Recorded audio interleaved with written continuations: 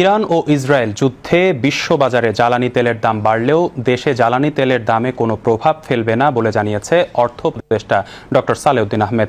তিনি আজ সচিবালয়ে অর্থনৈতিক বিষয়ক সংক্রান্ত উপদেষ্টা পরিষদ কমিটি ও সরকারি ক্রয় সংক্রান্ত উপদেষ্টা পরিষদ কমিটির বৈঠক শেষে সাংবাদিকদের এই কথা জানান।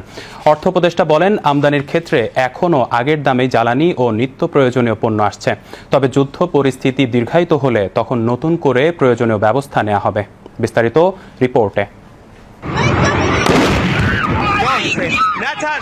মধ্যপ্রাচ্যে ইরান ও ইসরায়েলের যুদ্ধ পরিস্থিতিতে বিশ্ববাজারে তেলের দাম ক্রমশ বাড়ছে এবং সেই ধারা অব্যাহত রয়েছে। ইরান ইসরায়েলের পাল্টাপাল্টি হামলায় হরমুজ প্রণালী বন্ধ করার কথা ভাবছে ইরান। হরমুজ প্রণালী বন্ধ হলে বিশ্বজুড়ে জাহাজ চলাচল বন্ধ হবে, ফলে এই নৌপথে আমদানি রপ্তানির সময় বেড়ে যাবে, বাড়বে খরচও।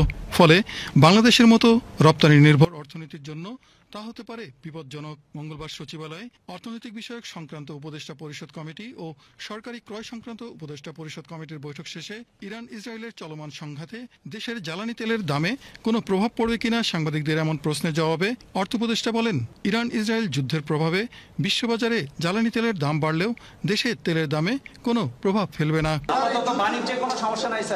না, যুদ্ধ তো শুধু এনার্জি প্রাইস না, আমার সার যেগুলো আপনি জানেন বেশিরভাগ জাহাজ আসে কোন দিক থেকে, যে হরমুজ প্রণালী আসে সেটা এফেক্ট করতে পারে। আমরা তো এলএনজির উপর ডিপেন্ড করি বেশি।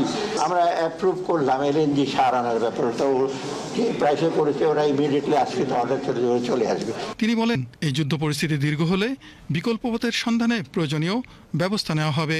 যুদ্ধে আমরা একটা অবজার্ভ করছি, আমরা দেখছি ইমিডিয়েটলি কিছুটা বেড়েছে, বাট এখন আমাদের যেগুলোতে আমরা অলরেডি অর্ডার প্লেস করেছি ওটা এফেক্ট করে নাই। আমরা অবজার্ভ করছি যে এই যে গ্যাস প্রাইস বা এলএনজি প্রাইস যদি বেড়ে যায়, এটা উইল টেক কেয়ার হবে। আজকে যেটা দিলাম ওটা ওল্ড প্রাইসে ওরা কোট করেছে, ভাগ্য ভালো যে ওই প্রাইসে আমরা পাবো আপাতত, বাট আমরা অবজার্ভ করছি। Sheikh Ali, BTV news.